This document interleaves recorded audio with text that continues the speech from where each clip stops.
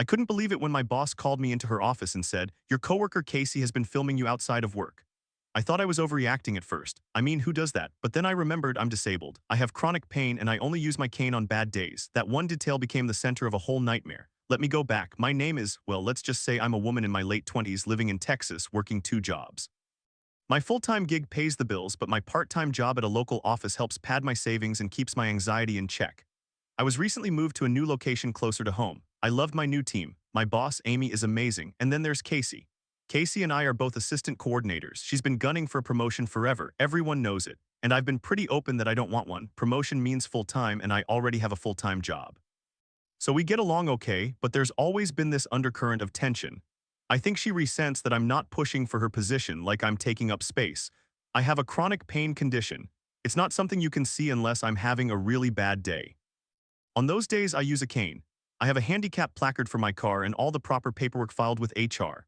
But most days, I function fine. I push through the pain. That's what you do when you have a hidden disability.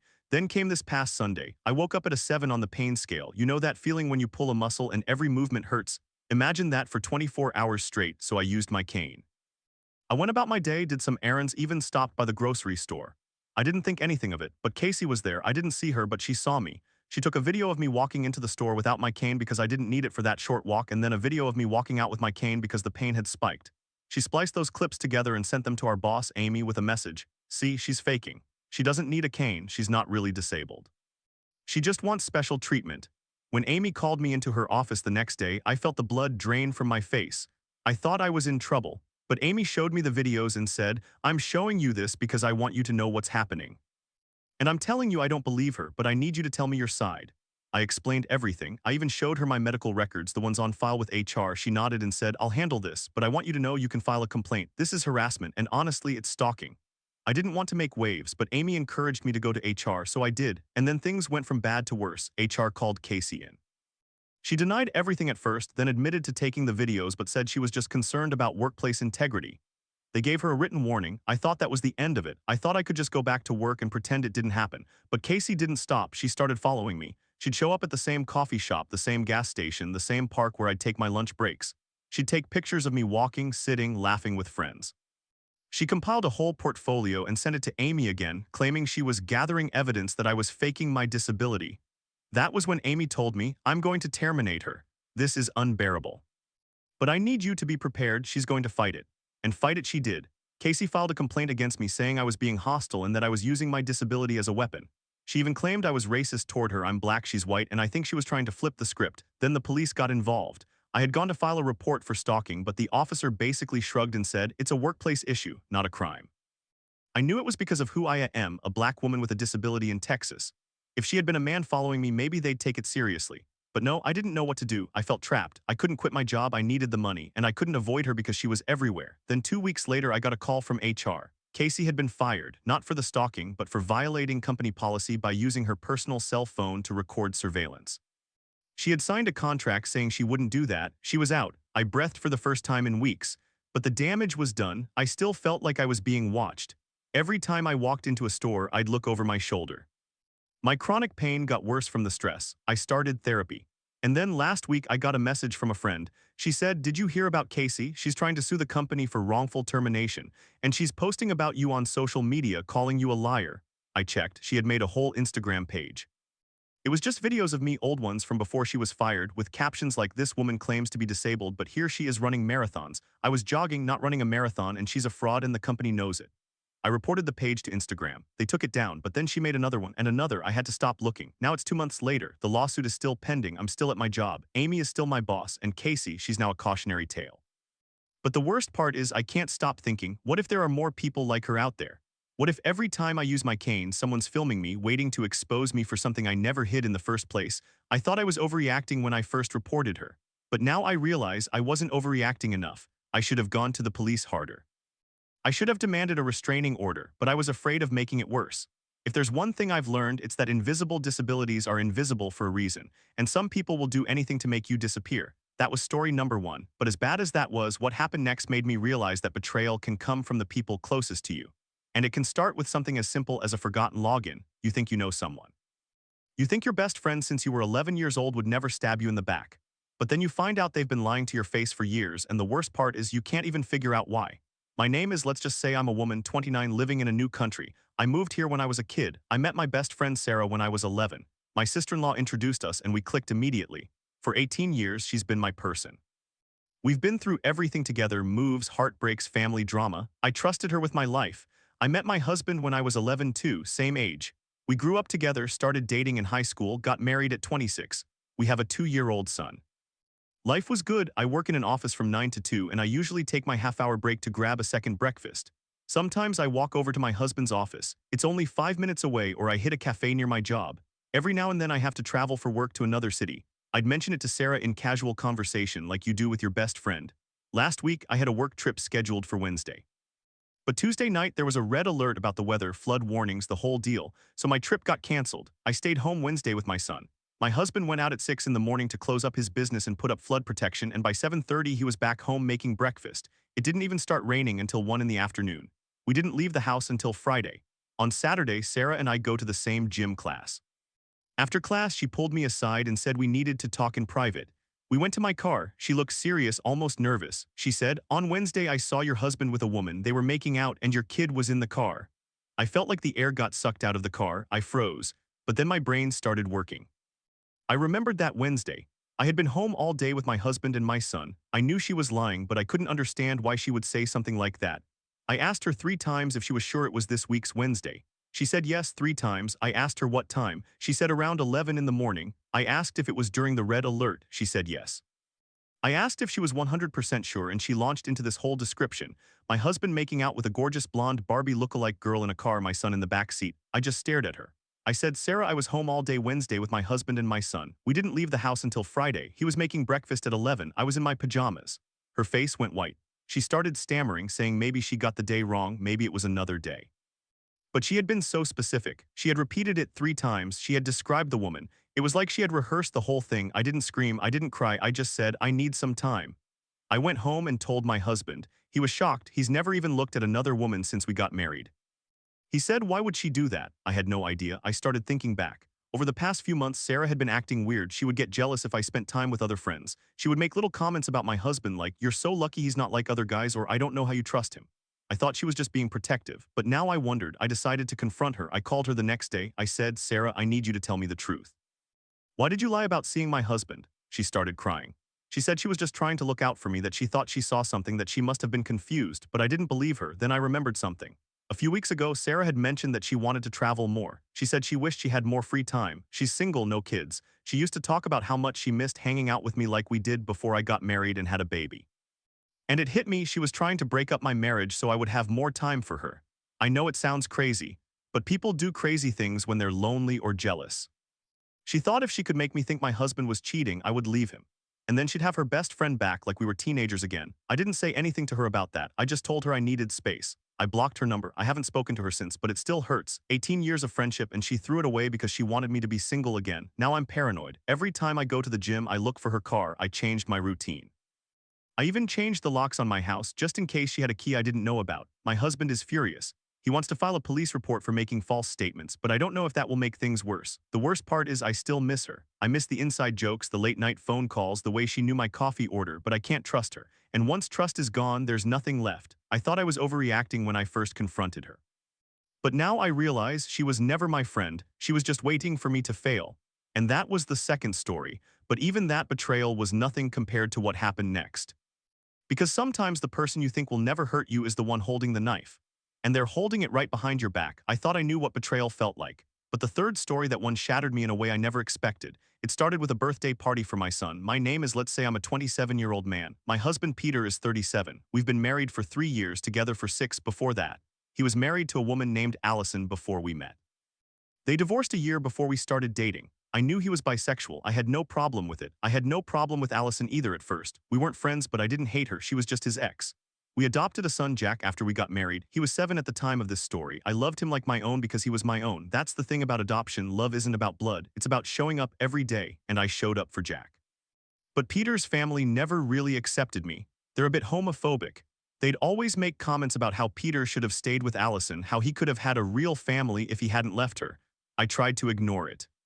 For Peter's sake, I kept the peace. But it hurt. Every holiday, every gathering, there was always a little dig. Jack's 7th birthday was coming up. We decided to throw a party at Peter's family's town, his mom's house. It was a big deal. Jack was excited. He wanted all his cousins there, the bounce house, the cake with the dinosaur theme. I planned everything. I decorated. I made sure the party favors were perfect.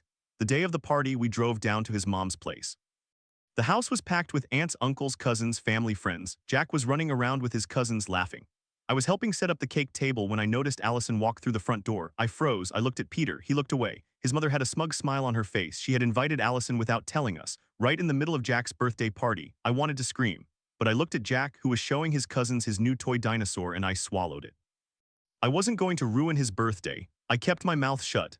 I spent the next hour playing with Jack, chasing him around the yard, pretending everything was fine, but I kept an eye on Peter. He was talking to Allison near the kitchen. They were standing close, too close. My stomach turned. I told myself I was overreacting. It's his ex-wife. They're just talking. It's fine. Then I looked over again and they were gone. I went inside. I checked the living room, the kitchen, the back porch. No sign of them. Then I headed upstairs. I heard a door shut. I followed the sound. It was Peter's old bedroom, the one he grew up in. The door was slightly ajar. I pushed it open. Peter and Allison were taking their clothes off. His shirt was already on the floor. She was unbuttoning her blouse. They hadn't seen me yet. I stood there for a moment. I didn't scream. I didn't cry. I just stood there watching the two people I trusted most in the world, and I felt something die inside me. I walked away. I went back downstairs. I helped Jack cut the cake. I opened presents with him. I smiled for the photos. I was on autopilot. People started leaving around 5. Allison came downstairs with Peter about 20 minutes later. She was fixing her hair. She gave me a little wave. I didn't wave back. Peter pulled me aside. His face was red. He said, "Why did you cut the cake without me?" That was disrespectful. I stared at him. I said, "I'm sorry, I just thought you'd be too busy getting into your ex-wife's pants." He went quiet. The color drained from his face. I didn't wait for an answer. I took Jack by the hand and walked out of the house. Jack asked why we were leaving. I told him it was time for a special treat. He didn't ask again. We drove back to the hotel. I put Jack in bed and sat in the bathroom with the door closed. I cried for an hour. Then I texted Peter, "We're not coming back to your mom's house. I need space." He replied, "It wasn't what you think. She was just comforting me. I've been stressed." I didn't answer. The next day I got a text from a number I didn't recognize. It was Allison. She said, "I think we need to talk about what you saw, but before you judge, you should know that Jack is actually my son. Peter and I had him before we divorced. You're just the side piece." I nearly dropped my phone. Jack, her son. That wasn't true. We adopted Jack through an agency. We had all the paperwork. I knew his birth story, but the text kept coming. She said she had proof. She said Peter had been lying to me for years. She said the adoption was a sham. I called Peter. He picked up. I said, "Did you know about this? Is Jack really Allison's son?" He was silent for a long time. Then he said, "She's lying. She's trying to get me back. Don't listen to her." But I heard something in his voice, a crack, a hesitation. I didn't believe him. The next week, his family got involved. His mother called me and said, "You need to let Jack go back to his real mother. You're just confusing him." His father said, "This is what happens when you try to play house with another man." I was sick. I couldn't eat. I couldn't sleep. I took Jack to a child psychologist. I asked if he remembered anything about his birth mother. He said no. He just wanted to play with his Legos. I hired a lawyer. The lawyer pulled the adoption records. Everything was legal. Allison had no claim, but she kept posting on social media saying I had stolen her child, that I was a manipulator, that Peter was. She filed a police report for parental alienation. The police came to our house. They questioned me. They questioned Jack. Jack was scared. He didn't understand why strangers were asking about his mommy. Peter stayed quiet. He didn't defend me to his family. He said he was trying to keep the peace. I told him there was no peace left to keep. After 2 months of this, I couldn't take it. I moved out. I took Jack with me. Peter said he wanted to work it out. I said, "You let your ex-wife wreck our marriage. You let your family call me a fraud. You didn't stand up for me once." He cried. He said he loved me. But I remembered him taking his shirt off in that bedroom. I remembered the smell of her perfume in the hallway. I remembered how he didn't even apologize until I caught him.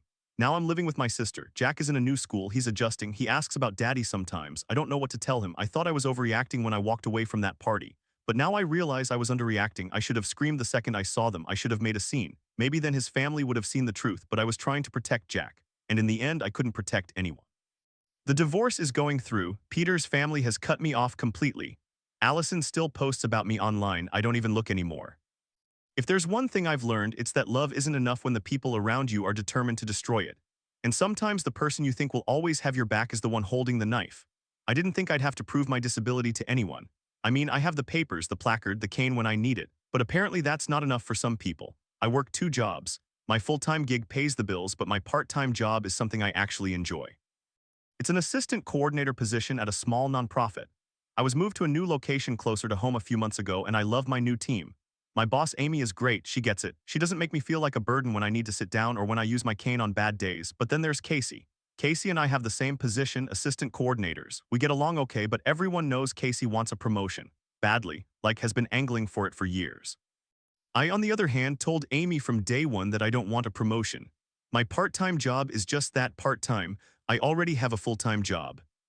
I do this because I like it, because it keeps me busy, and because the extra money helps pad my savings. I'm not competition, but Casey didn't see it that way. It started small, little comments. You're limping today, did you twist your ankle? I'd say no, it's just my chronic pain flaring up. She'd nod, but her eyes would narrow. I noticed she started watching me, not in a friendly way, more like she was cataloging my movements. Then came the Sunday that changed everything.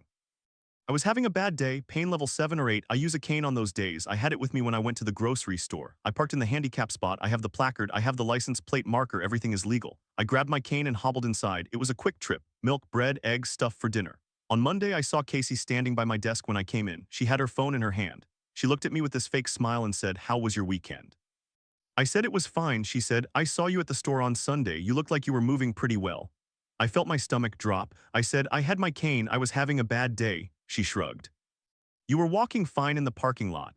I didn't know what to say to that. I just sat down and started working. A few days later, Amy called me into her office. She looked uncomfortable. She closed the door and said, "Casey came to me with something. She said she has video evidence that you're not actually disabled." I stared at her. "What?" "She recorded you outside of work. She followed you to the store and filmed you getting out of your car. She said you weren't using your cane and you were walking normally." My hands started shaking. "I have a chronic pain condition. It comes and goes. Some days I need the cane, some days I don't. That's how it works." Amy nodded. She looked tired. "I know, I told her that, but she filed a formal complaint with HR. They're going to want to review your accommodations." I couldn't breathe. I had all the paperwork on file. My doctor's notes, my disability certification, everything. But the idea that someone followed me, filmed me, and used it against me, it was sickening. I asked Amy, "Did you see the video?" She hesitated. She showed it to me. "It's you walking from your car to the store entrance. It's maybe 20 seconds. You're not using your cane, you look fine." Because I was having a good moment, I said, "That doesn't mean my pain isn't real." Amy said she believed me, but HR didn't. They scheduled a meeting. They asked for updated medical documentation. They put my accommodations under review. I had to go to my doctor and get a new letter explaining that yes, I am disabled, yes, my pain fluctuates, and yes, I am entitled to use handicap parking and a cane when needed. But that wasn't the end of it. Casey started posting on social media. She didn't use my name, but she described the situation clearly enough. Coworker fakes disability to get special treatment. People I worked with started looking at me differently. Some of them stopped talking to me. Others made passive-aggressive comments. "Must be nice to get to sit down whenever you want." I went to the police. I filed a report for stalking and invasion of privacy. The officer looked at my paperwork and said, "Ma'am, are you sure you want to pursue this? It's just a video of you walking." I said, "She followed me. She recorded me without my consent. She's trying to get me fired." He shrugged and said he'd look into it. I never heard back. The HR meeting happened last week. I brought my doctor's note, my disability certification, and a printout of Casey's social media posts. I told them about the stalking. I told them about the months of comments and suspicion. HR said they would investigate. They said Casey's behavior was concerning. They said they'd get back to me. I'm still waiting. Amy told me privately that Casey has been put on a performance improvement plan, but she's still here. She still works across the hall. She still watches me. I'm black, I'm disabled, and I live in Texas. I know the odds aren't in my favor, but I'm not going to let her win. I'm not going to stop using my cane on bad days. I'm not going to stop parking in handicapped spots. I'm not going to apologize for having a condition that doesn't look the way she thinks it should. But every time I walk past her desk, I feel her eyes on me, and I wonder if she's filming again. You think you know someone until they try to destroy your marriage for no reason. I met Sarah when I was 11 years old. My family had just moved to a new country, and my sister-in-law introduced us. Sarah and I became best friends instantly. We went through puberty together, high school together, our first heartbreaks together. She was at my wedding, I was at hers. We were supposed to be in each other's lives forever. I'm 29 now. I've been married to my husband, David, for 5 years. We have a 2-year-old son. I work in an office from 9 to 2, and I usually take my lunch break at a cafe near David's office. Sometimes I go to his place instead. It's 5 minutes away and he works for himself, so he has a flexible schedule. We're that annoying couple who still likes to have lunch together after all these years. Sarah and I still talk regularly. We share some friends, but we have different social circles. She knows about my work schedule. She knows when I travel. I tell her casually like you do with your best friend. "Hey, I'm going to Dallas next Wednesday for a meeting." She'd say, "Oh, be careful," normal stuff. Last week I was supposed to travel to a city about 2 hours away for a work thing. But Tuesday night there was a red alert about the weather. Flooding warnings, heavy rain expected all day Wednesday. My meeting got canceled. I stayed home. Wednesday morning, David left at 6 in the morning to check on his business and put up some flood protection. He was back by 7:30. He made us breakfast. We spent the whole day at home with our son. It didn't even start raining until 1 in the afternoon. We never left the house. We watched movies. We played with blocks. We took a nap together. Around 3, Sarah texted me. Are you home already? I heard it's flooding where you were. I texted back, home safe. We didn't go out. She said, good, stay safe. I didn't think anything of it. That was Wednesday. Saturday morning, Sarah and I went to our usual gym class. Afterward, she pulled me aside and said we needed to talk. Her face was serious, worried. She led me to my car and we sat inside with the doors closed. She took a deep breath and said, I need to tell you something and it's going to hurt, but I'm your best friend and I have to be honest with you. I felt my heart start to race. What is it? On Wednesday, I saw your husband. He was at a gas station about 10 minutes from your house. He was with a woman, a blonde woman. They were making out in the front seat. Your son was in the back seat. I stared at her. I couldn't process the words my husband, making out, a blonde woman, our son in the car, but then my brain caught up. Wednesday, we were home all day. David was with me. Our son was with us. We made pancakes. We watched Frozen. We didn't go anywhere. I asked her, are you sure it was Wednesday? She nodded. Yes, I'm sure. Are you sure about the time? About 11 in the morning. During the red alert, it wasn't even raining until 1. She said, yes, I saw what I saw. I asked her 3 times if she was sure it was Wednesday. She confirmed 3 times. She described the woman, a gorgeous Barbie-like blonde, tall, long hair. She described the car. She described my husband's jacket, and I sat there feeling the world tilt. But I knew she was lying. I knew because I was home. I knew because my husband was with me. I knew because our son was with us. There was no other woman. There was no gas station. There was no make-out session. But why would she lie? What did she gain? I didn't confront her in the car. I just said, thank you for telling me. I need to think. I went home. I called David. I told him what Sarah said. He laughed. Not a mean laugh, but a confused one.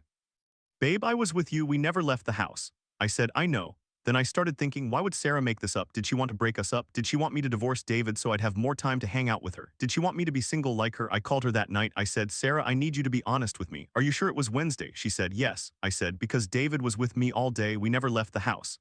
There was a long pause. Then she said, maybe I got the day wrong. Maybe it was another day. Maybe. I asked, Sarah, why are you doing this? She started crying. She said she was just trying to protect me. She said she saw what she saw. She said I was being naive. I hung up. I haven't spoken to her since. She's been texting me, apologizing, saying she made a mistake. But then she also told some of our mutual friends that I'm in denial about my husband cheating. She's spreading rumors. She's trying to make me look crazy. I don't know why she did it. I don't know if she was jealous or lonely or just bored, but she tried to wreck my marriage for no reason. And the scary part is, if I hadn't been home that day, if I had been traveling like I was supposed to, I might have believed her.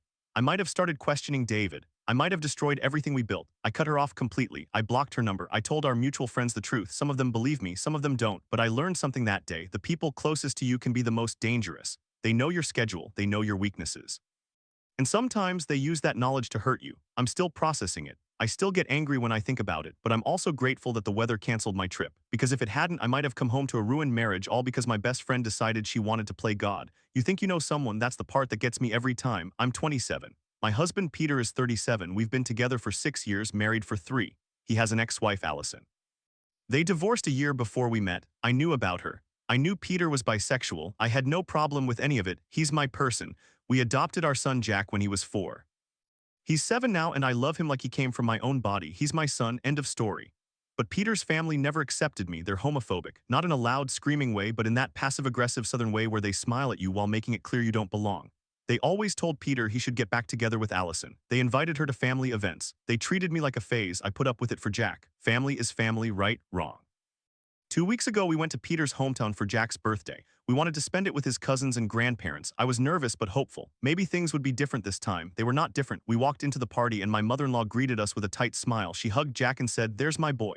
Then she looked at me and said, oh, you came? I swallowed it. For Jack, we set up decorations. We put out the cake. The kids were running around laughing. Jack was so happy. He kept holding my hand and saying, Daddy, this is the best birthday ever. And then Allison walked in. I froze. She was carrying a gift. She smiled at Peter and said, happy birthday, Jack. My mother-in-law had invited her. I looked at Peter. He looked at the floor. I didn't make a scene. I couldn't, not on Jack's birthday, so I spent the whole party with Jack. I played with him. I helped him open presents. I laughed with his cousins. I pretended everything was fine, but I kept looking for Peter. I noticed he wasn't there during cake cutting. I asked my mother-in-law where he was. She shrugged and said, probably in the house. I went inside. I checked the kitchen, the living room. Then I went upstairs. I heard a noise from Peter's old bedroom, the one he grew up in, the one with his old baseball trophies and high school posters. I opened the door. Peter and Allison were half undressed. They were kissing. His hands were on her waist. She was pulling at his shirt. I stood there for maybe 3 seconds. Then I closed the door and walked back downstairs. I didn't scream. I didn't cry. I cut the cake. I helped Jack blow out the candles. I took photos. I smiled. When the party ended, Allison and Peter came back downstairs. They looked normal, like nothing happened. Peter walked up to me and said, "I can't believe you cut the cake without me. That was disrespectful." I looked at him. I remember exactly what I said. "I'm sorry, I just thought you'd be too busy getting into your ex-wife's pants." He went pale. He didn't say anything. I took Jack and left. I drove back to the hotel. I put Jack to bed and then I sat in the bathroom and cried silently so he wouldn't hear me. Peter showed up an hour later. He knocked on the door. I let him in because I didn't want to make a scene in a hotel hallway. He started crying. He said it was a mistake.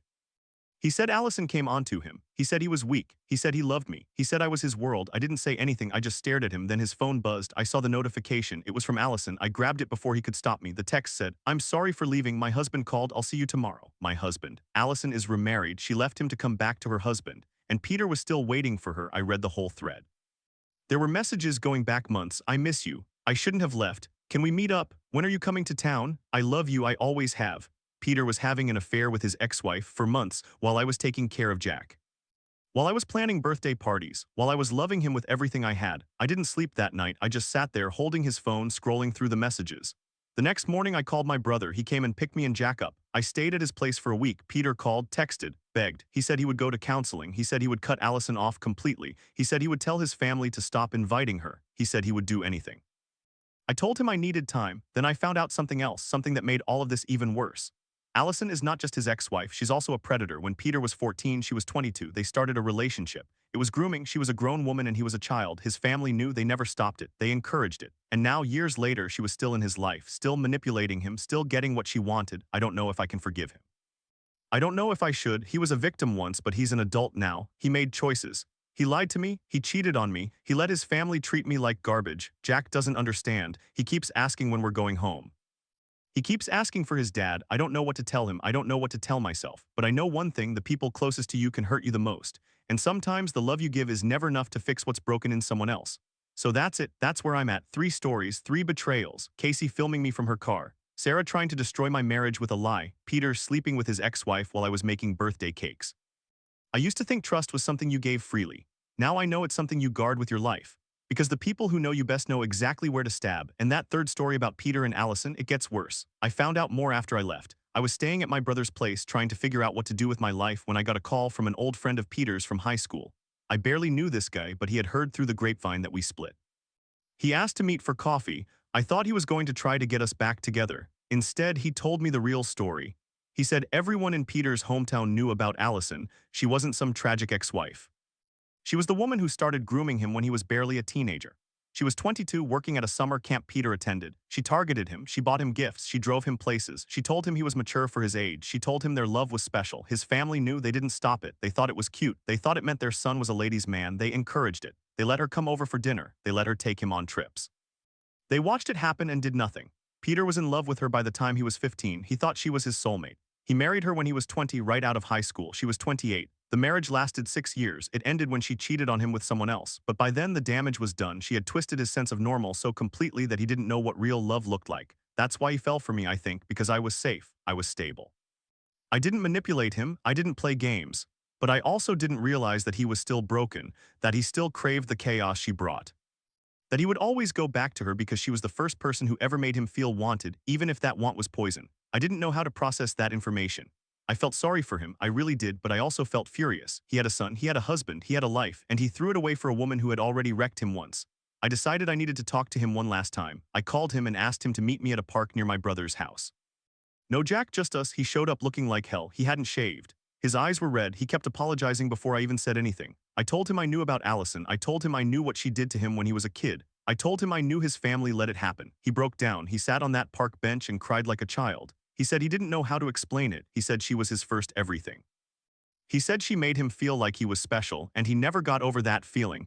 He said he didn't even like her as a person anymore. He said she was manipulative and cruel, but he couldn't say no to her. He couldn't break the spell. He said he wanted therapy. He said he wanted to get better.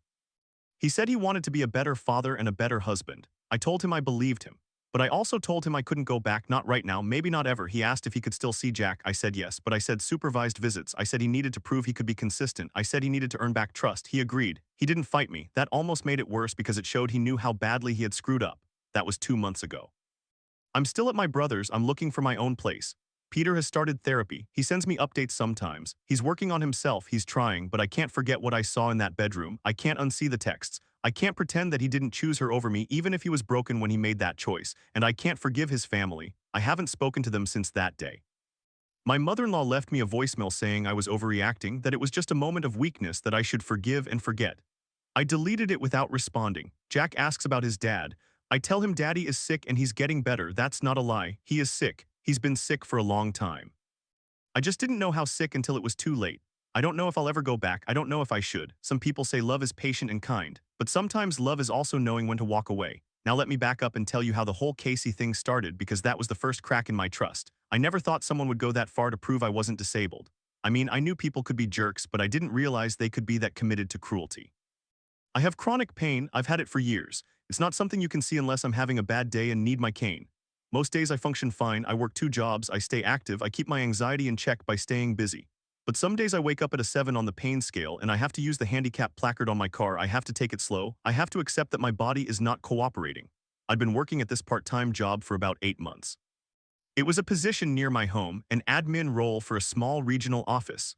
My boss, Amy, was amazing. She knew about my disability because I'd filed all the paperwork when I was hired. She never made a big deal out of it. She just said, if you need anything, let me know. That was it. The problem was my coworker, Casey. She was the other assistant coordinator and she wanted Amy's job. Everyone knew it. She'd been there longer than me and she felt like she was owed a promotion. But Amy wasn't going anywhere and Casey didn't like that. She also didn't like that I had a flexible schedule, that I could work from home sometimes, that I got to use a handicap spot on bad days. At first it was small comments. You look fine today. Why are you using the cane? You must be having a good day. You're walking pretty fast. No offense, but you don't really seem disabled. I'd brush it off. I'd say, it's a chronic condition, it fluctuates. She'd roll her eyes and walk away, but it started getting worse. She'd ask me in front of other coworkers, so I'd have to explain myself. She'd question why I parked in the handicap spot on days when I wasn't using my cane. I'd point out that my placard is based on my condition, not my cane usage. She'd huff and say, it just looks bad. I told Amy about the comments. Amy said she'd talk to Casey about professional boundaries. Casey didn't take it well. She started giving me the silent treatment, but she also started watching me. I'd catch her staring. She'd be at her desk, but her eyes would follow me everywhere. It made my skin crawl. Then came the Sunday that changed everything. I was having a really bad pain day. I was at a 7, maybe an 8. I got out my cane, put the handicap placard on my rearview mirror and drove to the grocery store. I needed to pick up a few things for dinner. As I was walking through the parking lot, I noticed a car that looked like Casey's. Same color, same model. I thought I was being paranoid, but then I saw her. She was sitting in the driver's seat and she had her phone pointed right at me. She was filming me. I froze for a second and she saw me see her. She lowered the phone, but she didn't look away. She just stared. I got into my store and called Amy. I was shaking. I told her what I saw. Amy said she would handle it. She called Casey in for a meeting on Monday morning. Casey didn't apologize. She said she was documenting my behavior because she thought I was faking my disability. She said she had video of me walking without my cane, of me carrying groceries, of me moving normally. She sent the video to HR. She CC'd Amy. She claimed I was defrauding the company by claiming a disability I didn't have. HR called me in. I brought my medical paperwork, my doctor's notes, my accommodation forms. They reviewed everything. They told Casey that her actions were inappropriate, that they were a violation of policy, that they could be considered harassment. They gave her a written warning and told her to delete the video, but that didn't stop her. She started following me outside work. I'd see her car in the parking lot of my grocery store, my pharmacy, even my gym. She'd pretend she just happened to be there, but I knew. She'd take out her phone and pretend to text, but I could see the camera was on. I went to the police. I told them I was being stalked. The officer looked at my paperwork, looked at the screenshots I had of her posts, then looked at me. I'm black and I'm in Texas. I could see the skepticism in his eyes. He said, "Ma'am, have you tried just ignoring her?" I said, "She's filming me without my consent." He said, "It's a public place. That's not illegal." He told me to come back if she threatened me physically. I felt helpless. I felt like no one believed me because I didn't look disabled enough. My pain was invisible, so people assumed I was lying. The breaking point came when Casey posted a video online. She edited it together, clips of me walking into the store, me carrying a bag, me getting into my car without using my cane. She captioned it, "Disabled or just lazy, look at her go." She tagged the company. She used my full name. That video went semi-viral in our local area. People started commenting. Some people defended me, but a lot of people believed her. They called me a fraud. They said I was taking resources from real disabled people. I got messages on social media. I had to lock down all my accounts. Amy found out and called an emergency meeting with HR. They terminated Casey that afternoon. Not just for the video, but for violating the written warning, for the stalking, for creating a hostile work environment. She got fired. She appealed, but it didn't go anywhere. But the damage was done. I couldn't go to that grocery store without feeling eyes on me. I couldn't park in a handicapped spot without worrying someone would take a photo. I started working from home more. I stopped going to the gym. I filed a harassment complaint with the police again with the video evidence. This time they took it more seriously. Casey was charged with stalking. I had to go to court. She got a restraining order and a fine. I haven't seen her since, but I still think about it. Every time I use my cane, every time I park in that spot, I wonder who's watching. I wonder who's waiting to catch me having a good day so they can use it against me. That was my first lesson in trust. I learned that some people will see your vulnerability as an invitation to attack, and they'll do it with a smile on their face and a phone in their hand. I thought I'd learned everything I needed to about trust from that experience. But then my best friend gave me a whole new lesson. Let me back up. I've known Sarah since I was 11 years old. My family had just moved to a new country. I didn't speak the language well. I didn't know anyone. My future sister-in-law introduced us, and we clicked immediately. She was my first friend in this strange place, and we stayed close through everything: middle school, high school, college, my wedding. She was my maid of honor. She held my hand when my daughter was born. She was family. I thought I knew her. I thought I knew what kind of person she was, but people change, or maybe they just show you what they want you to see. I met my husband when I was 11 too. He was my SIL's friend, 3 years older, and he was always around. We started dating when I was 23, got married when I was 27. He's a good man. He runs his own business, works long hours, but he's present. He's the kind of dad who wakes up at 6 in the morning during a red alert to go put flood protection on his shop, then comes home to make us breakfast before the rain even starts. That's the kind of man he is. I work in an office from 9 to 2, and I take my lunch break around 11. Sometimes I go to a cafe, sometimes I walk to my husband's office if he's free. Sarah and I talk regularly. She knows my schedule, she knows when I have to travel for work. She knows everything. So when a red alert was called for Tuesday night and my work trip for Wednesday got canceled, I didn't think twice about mentioning it. I just texted Sarah, "Hey, trip's off, gonna stay home with the baby." She replied, "Good call, stay safe." The next day, my husband left at 6, came back at 7:30, made breakfast. The rain didn't start until 1 in the afternoon. We stayed inside the whole day. I sent Sarah a text at 3 just saying home safe because she knew my original destination was flooding. She said, "Glad you're okay." Saturday morning we went to the same gym class, that's our thing. Afterward she pulled me aside and said we needed to talk in private. I thought maybe she was going to tell me she was pregnant or something. We went to my car and she sat in the passenger seat and looked at me with this serious face. She said, "On Wednesday I saw your husband with a woman. They were making out, your kid was in the car." I didn't say anything at first, I just sat there. Then I said, "What day?" "Wednesday." "What time?" "Around 11 in the morning." "Was it during the red alert?" "Yes," she was so sure. She described my husband making out with a tall blonde in a car near the hardware store. She said our daughter was in the back seat. She said she was disgusted. She said she felt sick watching it. I checked my memory. Wednesday, 11 in the morning.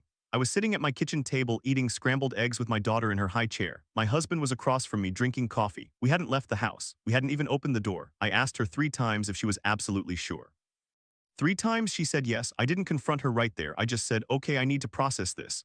I went home and I told my husband. He looked confused for a second, then he laughed. Not a mean laugh, a relieved laugh. He said, "That's the stupidest lie I've ever heard." Then he pulled up our doorbell camera footage from Wednesday. There we were, inside, all day. The car never left the driveway. I called Sarah. I asked her again if she was sure. She doubled down.